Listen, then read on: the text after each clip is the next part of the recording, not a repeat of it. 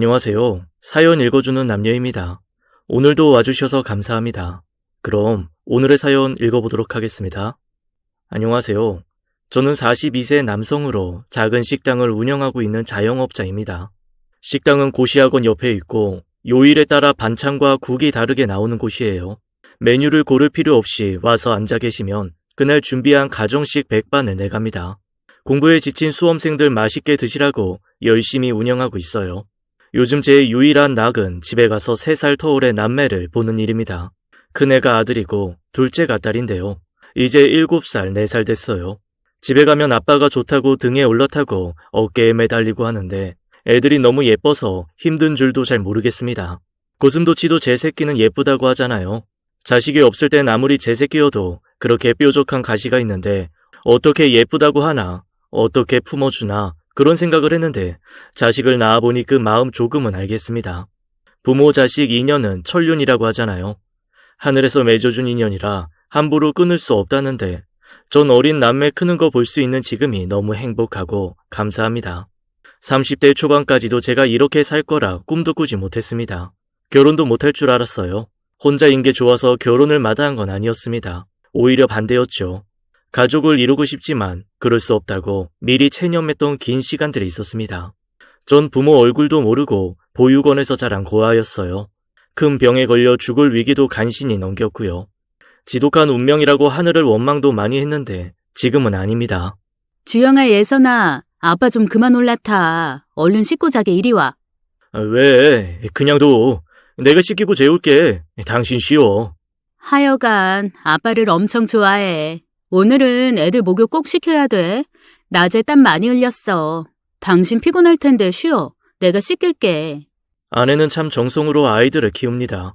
입는 거 먹는 거 뭐 하나 대충 하는 게 없어요. 전 이 모든 걸 당연하다 생각하지 않습니다. 그런 아내가 참 예쁘고 늘 고마워요. 아내를 보면 제 외로웠던 어린 시절을 지켜봐준 그분이 떠오릅니다. 전 3살 때 고아원에 버려졌어요. 물론 기억은 하지 못합니다. 원장님께 들은 이야기가 전부였죠. 더위가 풀린 초가을, 보육원 앞에서 제가 엄마를 찾으며 울고 있었다고 하셨어요. 옷도 잘 입고 이발도 깨끗하게 잘 된 남자아이가 문 앞에서 발을 동동 구르고 있었다는 게 원장님의 기억이었습니다. 당시에 그런 비싼 옷은 보육원이 있던 시골에선 구경도 못했어. 아기가 흰 셔츠에 멜빵을 하고 새 운동화를 신고 있는데 도무지 버려진 애 같지가 않더라고. 부잣집 도련님 같았지. 그렇게 잘 입고 있으면 뭐해. 엄마가 없어서 울고 있는데. 주머니를 뒤져봤지만 쪽지도 없었어. 보통은 생일이나 이름 정도는 알 수 있는데 그마저도 없더라고. 그렇게 전 보육원에서 살게 됐습니다. 만으로 18살, 고등학교를 졸업할 때까지 전 그곳에서 지냈어요. 어려서 입양을 간 친구들도 많았지만 전 잘 성사되지 않았습니다. 법적으로 고등학교를 졸업하면 더는 보육원에 있을 수 없었어요. 정부에서 나오는 돈 조금으로 사회에 나와 혼자 살아야 했죠. 어떤 친구는 늘 북적거리는 고아원을 나와 혼자 살게 돼서 홀가분하다고 하는데 솔직히 전 두려운 마음이 컸어요. 연습도 없이 사회에 혼자 나간다는 게 쉬운 일은 아니었거든요. 원장님 앞에서 내색은 안 했지만 막막하고 겁이 났습니다. 친구들 대부분 공고를 갔는데 전 욕심을 부려 대학을 지원했고 합격증까지 받아놨지만 솔직히 제 힘으로 대학을 끝까지 마칠 수도 없을 것 같았어요. 그러나 원장님과 그분 앞에서는 그런 제 마음은 결코 드러내지 않았습니다. 경수야, 이제 곧 고등학교 졸업이네. 우리도 널 더 데리고 있고 싶지만 어쩔 수가 없구나. 미안하다. 원장님이 왜요? 그동안 감사했습니다. 이제 독립해야죠. 다른 형 누나들이 그랬던 것처럼요. 그래도 명선 이모가 너 그냥 내버려두진 않을 거야. 바쁜 일만 처리하면 곧 온다고 했어. 너 며칠에 퇴소하는지 분명히 아니까 조금만 기다려. 괜찮아요. 그동안 명선 이모가 저한테 얼마나 잘해주셨어요. 저도 다 컸는데 이모한테 뭘 더 바라는 건 아닌 것 같아요. 졸업 전에 이모 못 오시면 나가서 인사드릴게요. 아니야. 명선 씨 꼭 온다고 했어. 바쁜 일이 뭔지는 모르겠지만 정신없나 보더라. 사실 고아인 저에게 이모라고 부르는 사람이 있었습니다. 8살 무렵부터 제가 있던 보육원에 자원봉사하러 오던 분이었죠. 전 그분을 명선 이모라고 불렀어요. 이모는 올 때마다 절 잘 챙겨줬습니다. 친이모는 아니었지만 거의 마찬가지였어요. 친이모가 있다고 해도 명선 이모보다 잘할 수는 없었죠. 8살 때부터 10년 동안 그분은 저한테 참 많은 것을 베푸셨고 당시 전 어떻게든 그 은혜를 갚아야겠다 생각하고 있었습니다. 그만큼 명선 이모는 저에게 특별한 사람이었어요. 후원자에게 편지를 쓸 때도 친구들은 얼굴도 모르는 사람에게 썼지만 저는 늘 명선 이모에게 감사 편지를 썼습니다. 일주일 뒤 원장님이 절 호출하셨어요. 그 자리에는 명선 이모도 와 있었죠. 이모! 경수야, 잘 있었어? 무슨 일이 그렇게 바빴어? 근데 이모, 살 빠졌어? 얼굴이 홀쭉해졌는데? 이모 다이어트 했다, 이 녀석아. 네가 하도 뚱뚱하다고 놀려서. 내가 언제 그랬어. 건강 생각해서 체중 조절하면 좋겠다고 했지. 이모 혹시 남자친구 생긴 거 아니야? 데이트하느라 못 온 거였으면 나 요만큼도 안 서운하고. 얘 말하는 것 좀 봐. 데이트는 무슨. 데이트는 이제 네가 하겠지. 대학 가면 여자친구도 사귈 거고. 어때? 막 설레고 그래? 됐어. 나 여자친구 안 만들어. 관심 없어. 오랜만에 이모 얼굴을 보니까 정말 반갑더라고요. 곁에 계시던 원장님도 활짝 웃고 계셨습니다. 경수야, 좋은 소식이다. 명선 이모가 큰 결정을 내려주셨어. 너와 함께 살고 싶다고 하셔. 네? 갑자기 그게 무슨... 그래, 경수야. 이모 그동안 이사하느라 못 와봤어. 돈 아끼려고 내 손으로 집 고치느라 정신이 하나도 없었다. 퇴소하고 이모네 들어와 사는 건 어때? 이모 하숙 비슷하게 할까 하고. 너 들어가는 대학가 근처에서. 전 명선 이모의 갑작스러운 이야기에 어리둥절했습니다. 그동안 이모는 보육원 근처 동네 작은 아파트에서 오랫동안 살았어요. 저한테 이사한다는 얘기는 조금도 없었는데 그것도 서울. 제가 합격증을 받아놓은 대학가 근처에 집을 얻었다니 너무 놀랍기만 했습니다. 그래, 어리둥절할 거야. 하숙 이야기도 처음 들었지? 그러게 명선 씨는 진짜 경수한테 말하라니까 왜 그렇게 꾸물거렸어. 집부터 구하고 그 집 살만하게 꾸며놓고 말하고 싶었어요. 서울에 괜찮은 집 구하기가 좀 어려워요. 더구나 경수 다닐 대학 근처를 찾다 보니까 더 힘들더라고요. 명선 이모는 새로 이사한 집을 직접 손보느라 못 왔던 거였습니다. 전 이모의 뜻밖의 제안에 너무 놀라 무슨 말을 해야 할지 몰랐어요. 대답 없이 앉아있으니까 이모가 제 손을 잡으면서 다시 물었죠. 같이 가자, 경수야. 혼자 덜렁 서울 가서 어떻게 하게? 평생을 여기서만 산 녀석이. 독립은 나중에 하더라도 일단 지금은 이모네서 시작하자. 방도 많아. 4개나 되고. 너 하나 주면 나머지는 하숙 칠 거야. 학생들 밥도 해주고? 당연하죠. 경수랑 저 먹을 밥에 숟가락 몇 개만 더 얹으면 되는데요. 이모 원장님, 저 그냥 제가 구한 자취방으로 갈게요. 아니, 왜? 제가 어떻게 거기까지 가요. 8살 때부터 저 이모 도움 받았어요. 덕분에 지금까지 잘 지냈는데 성인이 되어서까지 패 끼칠 수 없어요. 처음 결정한 대로 혼자 살게요. 왜? 부담 가질 것 없어. 편히 와 있어도 돼. 하숙도 처음 하는 거라 힘드실 거예요. 저까지 이모 힘들게 하고 싶지 않아요. 또 사람 일은 모르는 거잖아요. 솔직히 이모 결혼도 할 수 있는 거고. 결혼? 안 해, 절대. 너 완전히 잘못 짚었어. 나 하숙 쳐서 노후 준비할 거야. 그래서 하는 거야. 네가 이렇게 고집 부릴 줄 알았다. 명선 씨, 난 나가볼 테니까 잘 좀 설득해봐요. 얘기가 잘 풀리지 않자 원장님은 둘이 얘기하라면서 나가셨어요. 경수야, 너랑 나 10년 가까운 세월이야. 너한테 정이 많이 들어서 네가 어디에 산다고 해도 전처럼 찾아가서 챙기고 도와줄 것 같아. 넌 나한테 아들 같은 존재야. 그런 널 내가 혼자 둘 것 같아?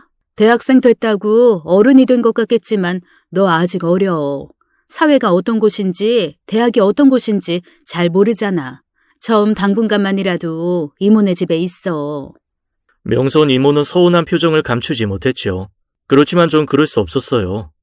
그래도 이모, 나 이거 대답을 못 해줄 것 같아. 너무 미안해서 안 되겠어. 경수야, 이 녀석아, 왜 그렇게 고집을 부려? 이모 속상하게. 이모는 결국 제 앞에서 우셨습니다. 사실 이모는 거의 엄마나 다름없었어요. 그동안 주말마다 찾아와 절 챙겨주셨죠. 8살 때부터 고등학교를 졸업할 때까지 명절에도 잊지 않고 한복까지 사다 주신 분입니다. 물론 보육원에서 저만 이모의 보살핌을 받은 건 아니지만 가끔은 친구들이 질투할 정도로 이모는 저에게 유독 정을 주셨어요. 왜 저만 더 챙기고 예뻐하냐고 어떤 애가 원장님께 물었던 기억이 떠오르네요. 원장님은 이렇게 말씀하셨습니다. 사실 명선 이모도 가족이 없으셔. 그래서 주말마다 우리 보육원에 오시는 거고. 그런데다 경수가 어렸을 때 헤어진 남동생분이랑 많이 닮았다는구나. 경수를 보면 남동생이 생각나서 그러신데. 원장님의 말이 끝나자 친구가 그러더라고요. 어쩐지 명선 이모와 제가 닮았다면서요. 그날 이후 친구들 몰래 거울을 보는 버릇이 생겼습니다. 이모와 진짜 닮았나 안 닮았나 보고 또 보곤 했죠. 하지만 그럴수록 마음은 더 슬퍼졌습니다. 명선 이모가 제 엄마일 리 없었으니까요. 그렇게 거울 보며 기대하고 상상하는 게 어쩐지 부질없이 느껴졌어요. 괜히 심술도 나고 다 시큰둥했습니다. 저는 그 이후로 이모를 만날 때마다 얼굴 표정을 이상하게 하고 있었어요. 아이들이 이모랑 닮았다는 얘기를 하는 게 싫었죠. 하루는 명선 이모가 제 볼을 살짝 꼬집으며 이러더라고요. 우리 꼬마 도련님 뭐 때문에 이렇게 삐지셨어요? 삐진 거 아니에요. 애들 때문에 그래요. 애들이? 왜? 자식들이 나랑 이모랑 닮았다고 하잖아요. 그럼 뭐예요? 이모가 우리 엄마도 아니고 진짜 이모도 아닌데 다 소용없잖아요. 근데 이모 정말이에요? 이모가 어릴 때 헤어진 남동생이랑 나랑 닮았어요? 애들이 그런 얘기를 했구나. 응, 닮았어. 그것도 아주 많이. 특히 큰 눈이랑 귀여운 입이 닮았어. 삐진 표정까지 아주 똑같다. 이제 이모 갈 건데 끝까지 표정 그렇게 하고 있을 거야? 나 화났어요, 삐졌어요. 세모눈한 얼굴로 이모 보낼 거야? 이모는 제 겨드랑이를 간지럽혔고 저도 모르게 웃음이 터져 나와 이모랑 크게 웃었던 기억이 생생합니다. 그리고 하나 또 기억나는 게 있어요. 사실 저는 어려서 집밥이라는 걸 몰랐습니다. 보육원에서 아주 어렸을 때부터 살았기 때문에 늘 식판에 밥을 먹었죠. 저녁 때 TV 드라마 같은 걸 보면 가정집에서 밥 먹는 장면이 나왔어요. 저는 그런 장면 나올 때마다 숨 죽이고 봤던 것 같습니다. 엄마가 애들 이름 하나하나 부르면서 밥, 국을 도자기 그릇에 따로 담아주는 걸 보고 참 부럽다는 생각이 들었어요. 옆에서 보던 애가 불쑥 이런 말을 하더라고요. 저런데 먹는 밥은 맛도 다를 것 같아. 김치도 어쩐지 때깔이 더 고운 것 같다. 침 넘어가네. 누군 저런 집에서 밥 먹고 우린 매일 식판에 맛없는 풀떼기만 먹고 뭐가 이렇게 불공평하냐? 난 TV 속에 있는 쟤가 세상에서 제일 부럽다. 좋겠다 쟤는 엄마 아빠 있어서. 진짜 엄마 아빠 아니야. 넌 그것도 모르냐? 그래서 언제부턴가 TV 드라마를 보지 않게 됐습니다. 괜히 마음만 심란하고 안 좋아서요. 그래도 부모님에 대한 그리움은 지울 수 없어서 우리 부모님은 어떻게 생기셨을까, 어떤 분이실까 밤마다 누워서 상상을 했습니다. 가끔은 베개가 푹 젖을 정도로 우는 날도 많았어요. 그런데 뜻밖에도 그런 집 밥을 먹을 기회가 왔습니다. 명선 이모가 제 생일날 원장님께 특별히 부탁해서 저를 집에 초대했어요. 보육원에 있는 아이들은 가정집에 갈 일이라고는 입양 갈 집에 미리 가보는 행사밖에는 없었어요. 저는 유독 입양 운이 안 따라줘서 꿈도 못 꾸고 있었는데 명선 이모가 절 집에 데리고 간 거였습니다. 생일이라 특별히 봐주는 거야. 다른 친구들 알면 난리 난다. 원장님 말 무슨 말인지 알지? 가서 이모 말 잘 듣고 얌전히 있다 와야 해. 이모는 보육원 담벼락 뒤에서 절 기다리다가 한박 웃음을 지으면서 제 손을 잡았어요. 그날의 이모는 더 예쁘고 즐거워 보였습니다. 이모, 나 진짜 이모 집에 가는 거야? 진짜 이모 집에? 그럼 가짜 이모 집도 있으려고? 가자. 이모가 맛있게 밥 차려줄게. 이모 집 여기서 가까워. 명선 이모네 집은 보육원에서 버스를 타고 서너 정거장만 가면 되는 곳에 있었어요. 작은 주택의 2층에 살았는데 10살. 어린 제 눈에 그곳은 궁전 같아 보였습니다. 식탁 위에 딸기도 찬장에 과자도 좋았지만 테이블 위에 커다란 선물 상자가 제 눈을 사로잡았어요. 명수야, 어서 와. 저기 화장실이야. 손 닦고 밥 먹자. 네. 저는 손을 씻고 나왔지만 밥상 앞에 앉을 수가 없었어요. 밥상은 너무 화려했어요. 그야말로 진수성찬이었습니다. TV 드라마에나 보던 흰 도자기 그릇에 담긴 반찬이 다 먹음직스러웠습니다. 왜 서 있어? 앉아. 경수 불고기 좋아하지? 원장님한테 들었어. 얼른 앉아서 불고기도 먹고 잡채도 먹고 다 먹으면 식혜도 줄게. 이모가 만들어서 차갑게 해놨어. 네, 잘 먹겠습니다. 원래 손님 중에 애손님이 가장 어렵다던데 정말 그런 것 같네. 이모가 음식을 맛있게 했는지 모르겠어. 간을 얼마나 봤는지 이모는 벌써 배가 불러. 음식은 하나같이 꿀맛이었습니다. 젓가락을 들고 뭘 먹어야 하나 한참 망설였어요. 보육원은 솔직히 밥맛이 그렇게 좋지는 않았습니다. 배고파서 먹었지 맛있어서 먹은 기억은 많지 않았죠. 그런데 이모가 한 음식은 달랐어요. 윤기가 흐르는 밥에 펄펄 끓는 된장찌개, 소고기 잔뜩 넣은 미역국, 제과점에서 사온 케이크도 있었습니다. 이모, 이 동그란 건 뭐예요? 동그랑땡이야. 야채랑 고기 넣고 동글동글 만들었어. 경수 입에 쏙 들어가게. 많이 먹어. 남으면 싸줄게. 밥을 다 먹고 이모는 과일도 깎아주고 과자도 내줬습니다. 그리고 케이크에 촛불도 켰어요. 어린 마음에도 대접을 잘 받았다는 생각이 들었죠. 생일 촛불을 끄고 앉아있는데 이모가 아까 봤던 커다란 선물 상자를 제게 줬습니다. 경수야, 생일 축하한다. 선물이야. 한번 풀어봐. 우와, 이거 진짜 내 거 맞아요? 안에 뭐 들었어요? 저는 너무 설레어서 포장지를 제대로 뜯지도 못했습니다. 대신 이모가 뜯어줬어요. 선물은 레고였고 전 말을 잇지 못했죠. 그렇게나 갖고 싶던 레고를 선물 받았다는 게 실감이 나지 않았어요. 그것도 완성하면 비행기가 되는 광고에서만 보던 멋진 제품이었습니다. 기분은 너무 좋은데 이상하게 눈물이 쏟아졌어요. 전 그만 엉엉 울고 말았습니다. 좋아할 줄 알았는데 제가 펑펑 우니까 이모는 당황했어요. 경수야, 왜 그래? 이모가 뭐 잘못했어? 어린 마음에 그간의 서름이 한꺼번에 떠오르면서 감정이 북받쳤던 것 같습니다. 그때는 그냥 울음이 터져 나와 운 것뿐인데 커서 생각해보니 그랬던 것 같아요. 전 이모 품에 안겨 마음껏 울었습니다. 사실 생일이라고 한 그날도 제가 보육원에 처음 온 날이었지 진짜 생일은 아니었습니다. 그런데도 이모는 정성껏 음식을 준비하고 절 데려다 선물까지 준 거였어요. 너무 고마운 한편 서러웠습니다. 제대로 말도 못하고 한참을 운 것 같아요. 고개를 들어 이모에게 고맙다고 하려는데 전 깜짝 놀랐습니다. 몰랐는데 이모도 울고 있었어요. 제 한쪽 어깨가 다 젖을 정도로 눈물을 철철 흘리고 있었어요. 이모 왜 울어? 내가 울어서 슬퍼서 그래? 미안해 이모. 나도 모르게 눈물이 나왔어. 이모는 고개를 끄덕이면서 제 눈물을 닦아줬습니다.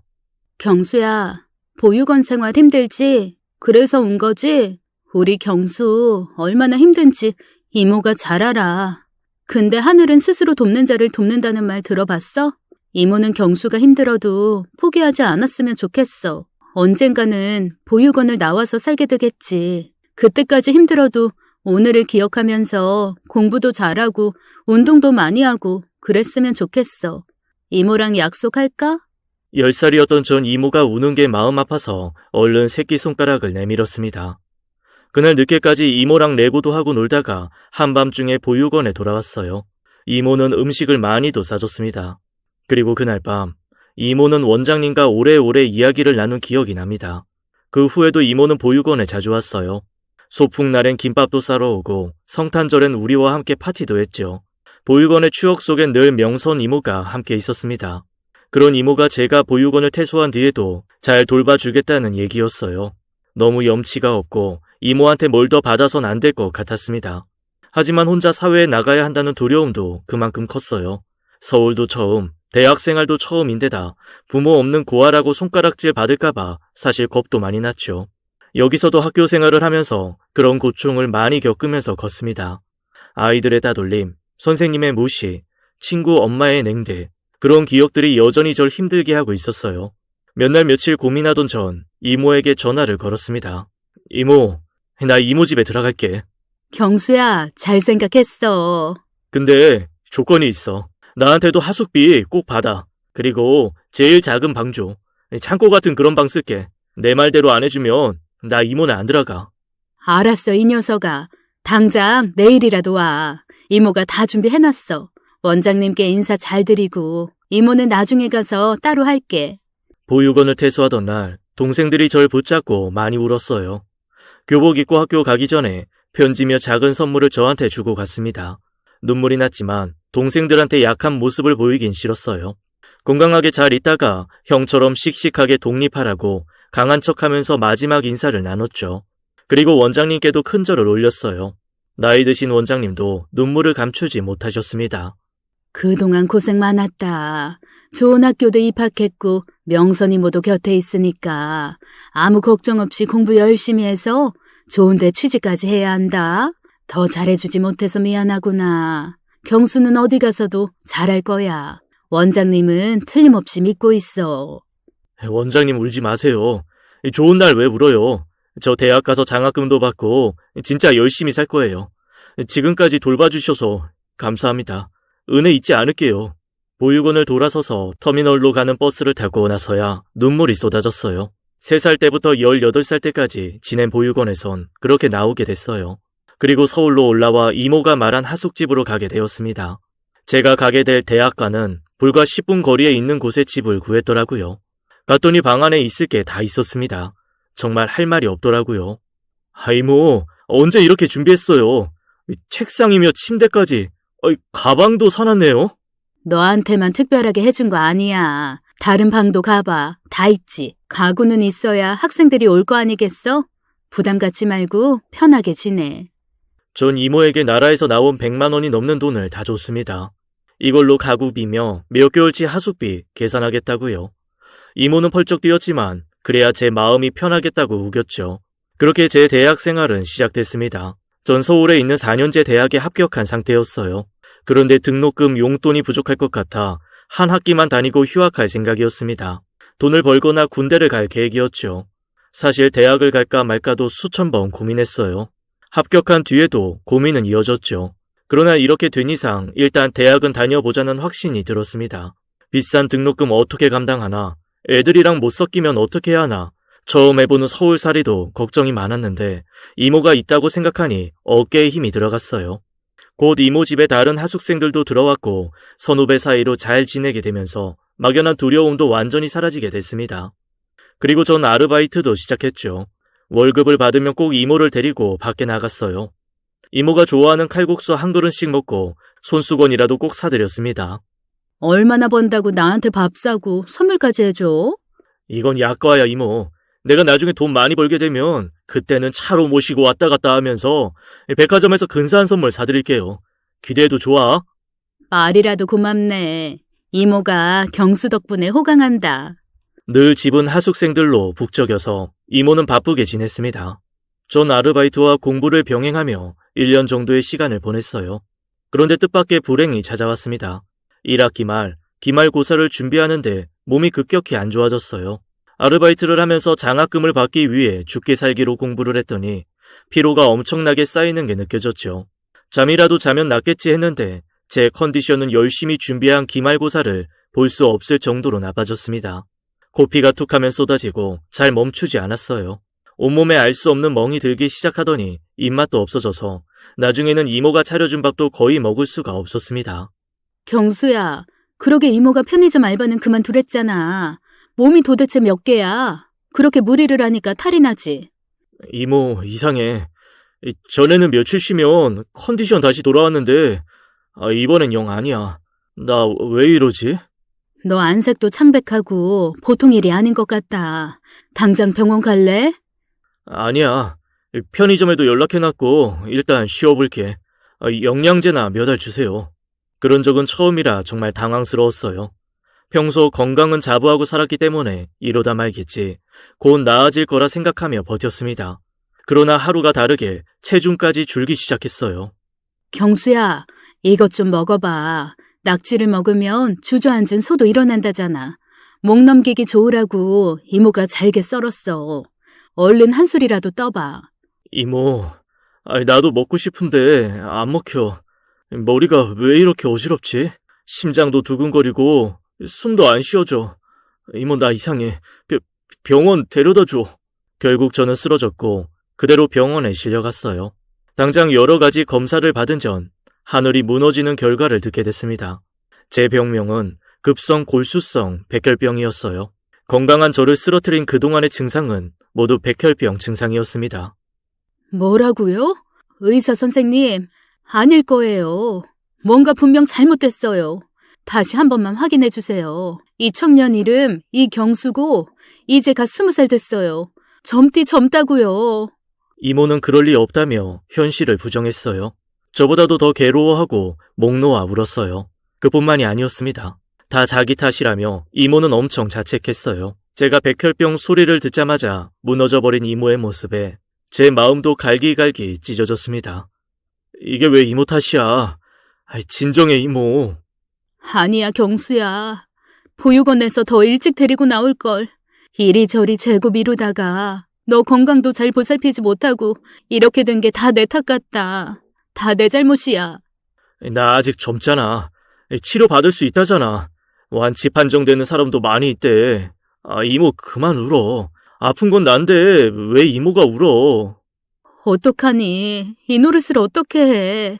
이제 겨우 보육원에서 나와서 홀홀 날아보려는데 이게 무슨 일이야? 경수야, 이모는 너무 억울하다. 정말 억울해. 뒤늦게 소식을 듣고 보육원 원장님도 달려오셨습니다.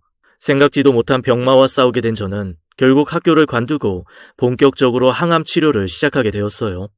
급성인 경우에 병의 진행 속도가 빠르기 때문에 치료가 급했습니다. 이모 앞에서는 젊으니까 잘할 수 있다고 큰 소리 떵떵 쳤는데 병 앞에서 어리고 젊은 건 크게 상관이 없었어요. 간염에 약하기 때문에 모든 소독을 해야 했고 먹는 건 물론이고 생수도 가려 마셔야 했어요. 이모는 하숙도 관두고 제 간병을 하겠다고 나섰습니다. 전 아픈 것도 속상했지만 이모를 힘들게 한다는 사실이 더 싫었어요. 저도 모르게 뾰족한 말들이 쏟아져 나왔습니다. 환자로 있다 보니 희망보다는 절망적인 생각이 더 들었어요. 이모 그러니까 내가 혼자 산다고 했잖아. 따로 살았으면 이렇게 힘든 일도 없잖아. 아니야. 어쩌면 병에 안 걸렸을지도 몰라. 그런 생각 요새 들어. 이모네 들어가는 게 아니었어. 처음부터 끝까지 다 후회돼. 경수야, 그러지 마. 오늘 유독 더 힘들어? 좀 잘래? 내가 자든 말든 이모는 신경 쓰지 말고 그냥 가. 이모랑 나랑 생판 남이야. 잊었어? 왜 이모가 나 때문에 잠도 못 자고 집에도 못 가고 이 고생을 해. 내가 알아서 할 테니까 그냥 가. 이모 그러고 있는 거 보는 게 나 더 힘들어. 그래, 이모 휴게실에 있다가 나중에 올라올게. 힘들면 불러. 가라고. 왜 내 말을 못 알아들어. 가라잖아. 왜 내 저주받은 인생에 끼어들어서 이모까지 고생을 해. 나 혼자 감당할래. 그럴 수 있어. 제발 이모는 병원 나가서 미용실도 가고 백화점도 가고 좋은 남자 만나서 결혼해. 나 같은 거 뒤치다거리 하지 말고. 자꾸 이모에게 독한 말을 쏟아붓게 됐습니다. 이모가 저 때문에 고생하는 걸 보기 싫었어요. 그러나 이모는 절 놓지 않았습니다. 골수 이식에 대해서도 고민을 하는 눈치였어요. 전 사실 골수 이식은 포기하고 있었습니다. 저는 가족이 없는 고아였어요. 그래서 웬만한 이식 조건은 처음부터 맞추기 힘들었습니다. 저는 실망에 빠졌고 이대로 짧은 내 삶이 끝나는구나 하고 체념하고 있었죠. 그런데 원장님으로부터 뜻밖의 이야기를 들을 수 있었어요. 경수야, 하늘이 도왔다. 명선 이모 골수 이식 검사 결과 적합으로 나왔대. 너한테 골수 이식 해줄 수 있대. 무슨 말씀이세요? 이모가 무슨 검사를 해요? 전 이모가 그런 검사를 한 줄도 몰랐어요. 검사를 하더라도 가족이 아닌 타인이기에 골수가 맞을 확률은 턱없이 적었습니다. 그런데 결과가 적합으로 나왔다니 믿기지가 않았죠. 한편으로는 정말 질긴 인연이라고 생각이 들었어요.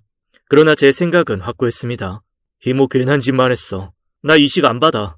경수야, 왜 그러니? 네 상태 지금 좋지 않아. 진행 상황도 빠르다잖아. 이모는 너무 기뻐. 너한테 골수 이식 해줄 수 있어서 하늘에 감사해. 이모 진짜 바보야? 나한테 이모는 은인 같은 사람이야. 어떤 사람이 은혜를 이런 식으로 갚아. 하다 이제 골수까지 받으라고? 절대 그럴 수 없어. 나 그냥 다 포기할래. 정신 차려. 네 목숨 하나야. 어디서 그런 이상한 말을 해? 어떻게든 살 수 있으면 살아야지. 포기라는 말 다시는 이모 앞에서 하지 마. 너 골수 이식 안 받으면 앞으로 이모 얼굴 못 볼 줄 알아. 알았어? 이모, 이쯤에서 그냥 나 버려.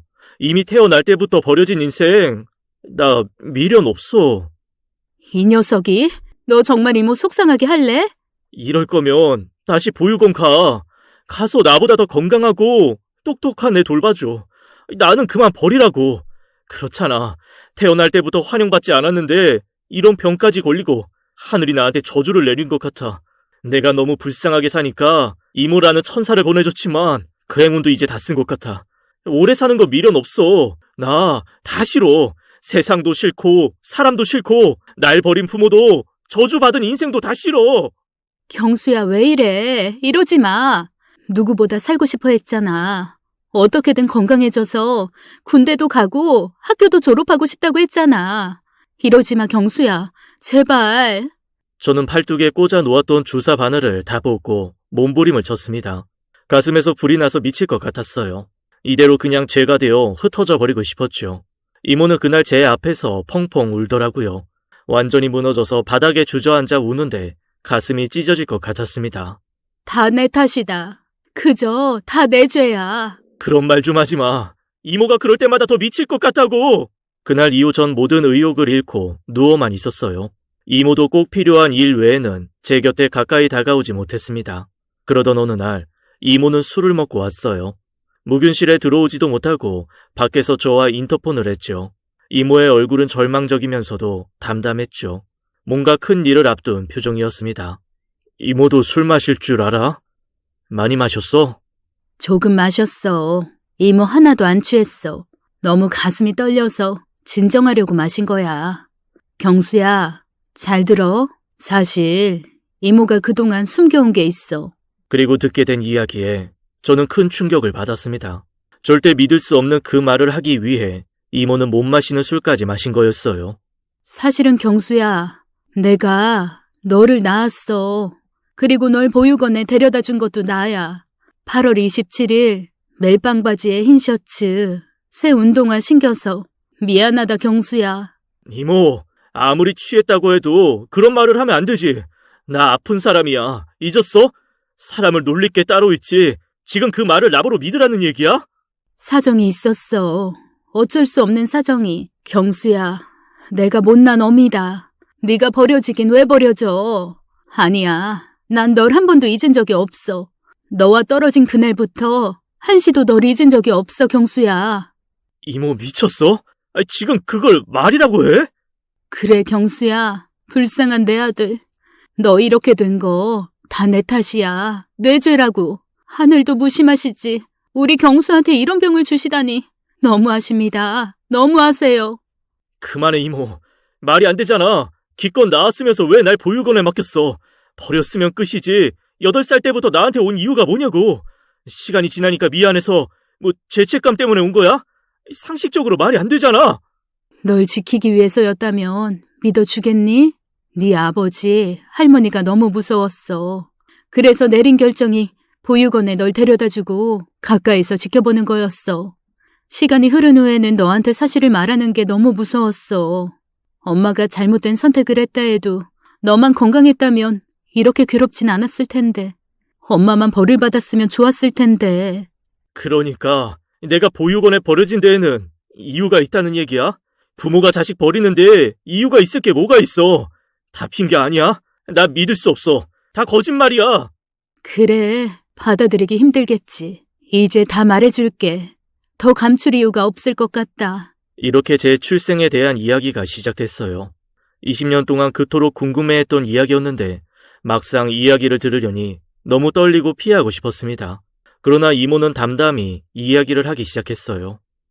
눈치챘겠지만 나도 고아였어. 어려서 부모님 다 돌아가셨지. 찢어지게 가난한 집이기도 했고 어렸을 땐 양부모 집에 입양돼서 살았어. 근데 올해는 못 있었어.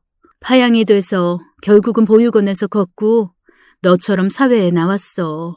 처음 들어간 공장에서 네 아버지를 만나게 된 거야. 2년 정도 일했을 때 이모는 일하던 공장 사장과 결혼을 하게 됐다고 했습니다.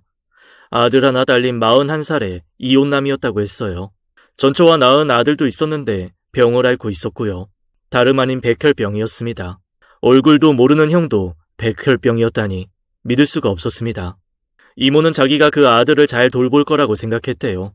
어려서 물정을 모르기도 했고 결정적으로 공장 사장이 자기를 사랑하는 줄 알았다고 했습니다. 의심할 수 없었어. 나한테 너무 잘해줘서. 다른 사람들한테는 모질고 괴팍한데 나는 티나게 아꼈지. 공장 사람들이 날 질투할 정도로 공장 사장님, 그러니까 네 아버지는 날 챙겼어. 그래서 결혼을 결심했지. 22의 엄마는 결혼하자마자 저를 갖게 되어 낳았고 출산 후에도 시댁에선 엄마와 저에게 엄청 잘해줬다고 했습니다. 그래서 행복했고 앞으로도 쭉 그렇게 살 줄만 알았다고 했어요. 그러던 어느 날 엄마는 들어선 안 될 얘기를 듣고 말았죠. 너 젖먹이다가 잠들었는데 시어머니와 남편이 하는 얘기를 우연히 들었어. 경수 3살 되면 골수 뽑아도 되지 않냐고 하더라고. 처음에 무슨 소린지 몰랐지. 하지만 이해하고 나니까 소름이 끼쳤어. 네 형, 택수, 백혈병 앓고 있다고 했잖아. 할머니가 택수 간병을 도맡아 하셨는데 골수 맞는 사람이 없어서 고민이라고 했던 얘기가 갑자기 떠오른 거야. 처음엔 설마 했다. 형의 골수 이식을 위해 제 아버지와 할머니라는 사람들이 검사를 했지만 맞지 않았다는 얘기였어요. 또 형제의 경우에 골수가 맞을 확률이 가장 높다는 얘기를 하는 것도 들었기 때문에 이모는 너무 불안한 생각이 들었대요. 그 후 병원에서 할머니와 아버지가 의사에게 택수 남동생이 있는데 아직 어리다. 골수 이식을 위한 검사는 몇 살부터 할 수 있냐고 묻는 걸 보고 이모는 절 데리고 도망칠 결심을 하셨다고 했습니다. 나한테 잘해주고 아들 낳았다고 그렇게 좋아한 게 실은 너와 배다른 형 택수를 살리기 위한 거였어. 사실을 알고도 무서워서 네 아버지한테 따져 묻지도 못했다. 그 얘기를 꺼내는 순간 도망치지도 못할 것 같았지. 그날부터 매일이 악몽이었어. 한시도 너한테 눈을 뗄 수가 없었단다. 아직도 말도 제대로 못하는 젖먹이를 두고 골수 이식부터 생각하는 그 사람들이 너무 무섭더구나. 널 형을 살리기 위한 도구로 생각한 게 분명했어. 차라리 몰랐으면 좋았다는 생각이 들 정도로 저에게는 잔인한 이야기였어요. 그리고 이후에는 아버지가 엄마를 감시하고 있다는 생각이 들었다고 했습니다. 대를 잇기 위해서는 어쩔 수 없다면서 할머니는 늘 아버지를 설득했고 아버지 역시 경수가 크기만을 기다리는 눈치였다고 했어요. 전 소리쳤습니다. 함부로 갖다 붙이지 마. 누가 형이고 누가 아버지고 누가 할머니야. 나 그런 사람들 몰라. 날 그런 이유로 태어나게 한 사람들 내 가족 아니야. 차라리 없는 게 나아. 이모는 흐느끼는 저를 보며 가슴을 부여잡았습니다. 그때는 지금보다 의학이 발달하지 않아서 백혈병 골수 이식 과정이 더 힘들었다고 했어요. 이모는 차마 어린 저한테 그런 일을 겪게 할 수 없어 도망쳐 나왔다는 얘기였습니다. 잘못해서 잡히는 날엔 더 기다릴 것도 없이 병원에 붙잡혀 갈 것 같아서 이모는 죽기 살기로 아무도 모르는 곳으로 향했대요. 살던 곳에서 정반대, 거의 땅끝으로 이모는 절 데리고 갔다고 했습니다. 그리고 읍내에서 가장 좋은 옷을 사입힌 다음 절 보육원 앞에 두고 떠났다고 했죠. 경수 넌 어릴 때부터 참 순하고 착했어. 엄마 올 때까지 여기 있으라고 했더니 넌 그 큰 눈으로 날 보면서 고개를 끄덕끄덕 하더구나. 뒤돌아 나오는데 날 붙잡지도 않아. 못할 짓이었지. 경수 넌 내가 돌아올 줄 알고 굳게 믿고 있었던 거야. 이모는 피눈물을 흘리며 절 두고 떠났고 일부러 거기서 먼 곳으로 나와 이곳저곳을 떠돌며 5년을 살았다고 했어요. 혹시 아버지와 만나도 제가 있는 곳을 들키면 안 된다고 생각해서 그렇게 한 거였습니다. 그리고 5년 정도 지났을 때쯤엔 아버지도 포기했을 거라고 생각했대요. 그제서야 보육원 근처에 정착을 하셨고요. 수소문에서 아버지 할머니가 절 찾기를 포기했다는 걸 알고 그때부터 보육원에 절 보러 오셨다고 했습니다. 살던 동네에는 이모가 바람이나 도망쳤다는 소문이 파다하게 퍼져 있었대요. 그리고 아버지란 사람은 새 장가를 또 들었지만 자식을 보지 못하고 있다는 것까지 알 수 있었다고 했습니다. 그래도 이모는 저에게 자신이 엄마라는 거 밝힐 생각은 없다고 하셨어요. 지금까지의 모든 노력이 물거품이 될까봐 극도로 조심하셨던 거였습니다. 이모는 보육원에서 절 보고 나온 날에는 매일 울었다고 하셨습니다. 절 처음 집에 데려와 밥 먹인 날을 결코 잊을 수가 없다고 하셨어요. 욕심이라고 해도 할 수 없었어. 네가 보육원에서 나오면 같이 살아야겠다고 매일 결심했어. 집도 그래서 구한 거였고 이제와 그 사람들이 널 내놓으라고 해도 넌 경수가 아니고 다른 아이라고 말할 수 있다는 생각에 용기가 생겼다. 아니야. 다 거짓말이야. 믿을 수 없어. 거짓말이라고 생각하면 할 수 없지만 분명한 건 내가 널 낳았다는 거야. 그리고 네가 백혈병 걸린 거 내 탓이라고 했던 거 기억나? 그거 괜한 말 아니었어. 억지 부리지 말아요. 모든 게 죄 많은 나 때문이니까. 제발 경수야. 골수 이식 내가 해주게 허락해다오. 이렇게라도 너한테 진비 갚을 수 있게. 모르겠어요. 다 모르겠다고요. 제가 태어난 이유가 배다른 형을 살리기 위한 목적이었다는 게 너무 싫게만 느껴졌어요. 그런 사람들이 제 아버지와 할머니라는 것도 인정하기 어려웠죠. 솔직히 이모도 다시 보였죠. 나를 살리려고 보육원에 넣었다지만 제가 힘들어하는 거 보면서도 끝까지 절 보육원에 둔 엄마도 용서하고 싶지 않았습니다. 무슨 일이 있어도 절 옆에 두고 지켜야 한다고 생각했어요. 막연히 분하고 서럽고 원통했습니다. 그래도 날 지켰어야지.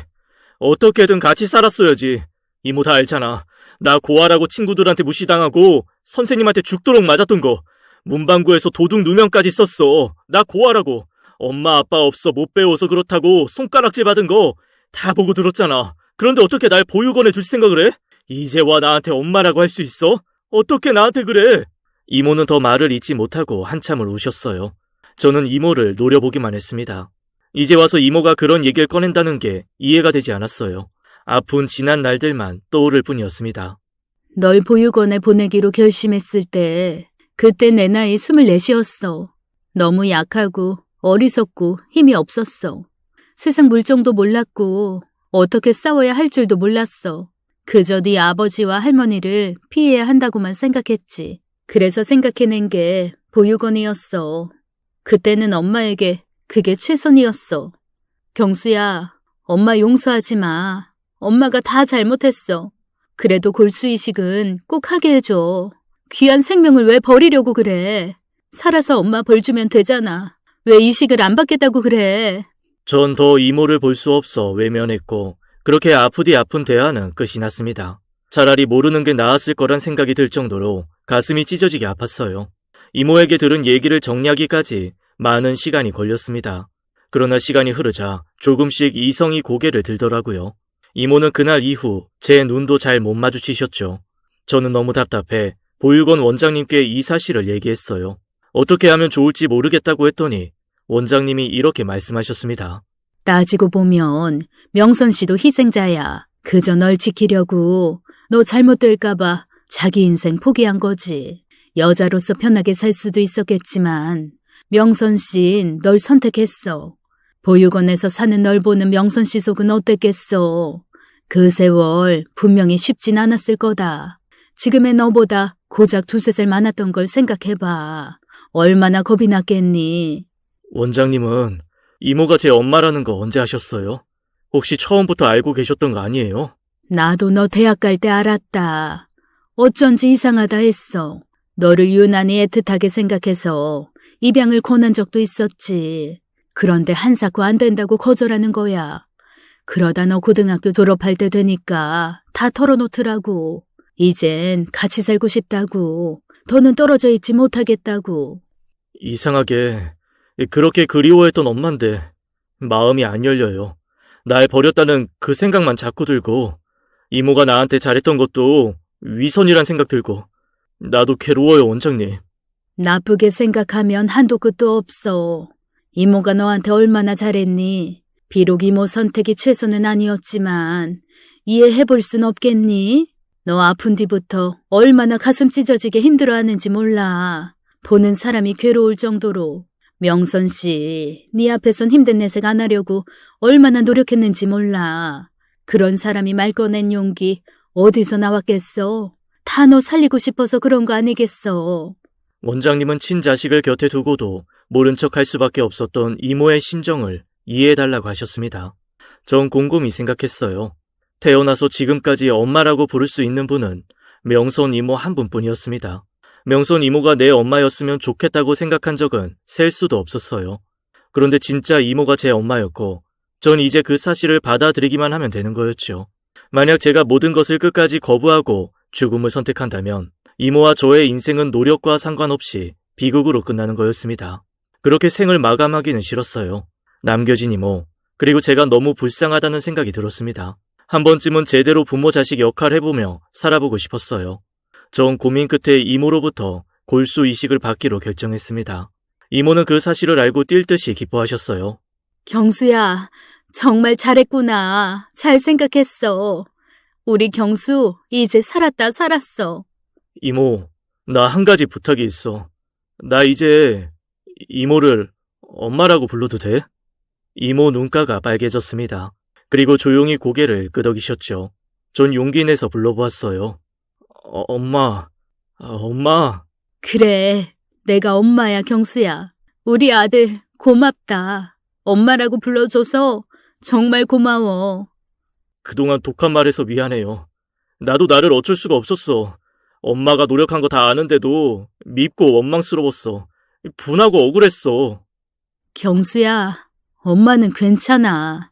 어린 네가 감당한 고생 엄마 절대 못 잊어. 엄마가 더 잘할게. 미안해. 그리고 고마워 아들. 그렇게 이모와 전 엄마와 아들로 다시 만나게 되었습니다. 그날을 잊지 못해요. 이모를 엄마라고 부르는 게 어색했지만 자꾸자꾸 말하고 싶었습니다. 언제나 제 곁에는 엄마가 있었다는 게 다시 한번 사무치게 느껴졌어요. 그 이후 골수 이식은 성공적으로 잘 이루어졌습니다. 전 이어진 항암 치료도 잘 견뎠고 결국 5년이라는 긴 시간 만에 완치 판정을 받았어요. 제 의지도 있었지만 엄마의 정성 어린 간병도 큰 힘이 되었습니다. 퇴원하는 날 원장님과 보육원 동생들이 찾아와 아주 떠들썩했어요. 전 큰 소리를 쳤죠. 형 봤지? 힘든 병도 이렇게 불굴의 의지로 이겨내는 거.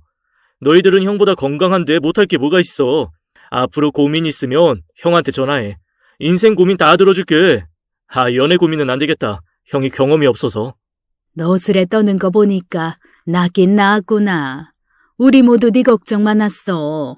이렇게 건강한 모습 보니 너무 기쁘구나. 명선 씨, 정말 고생 많았어요.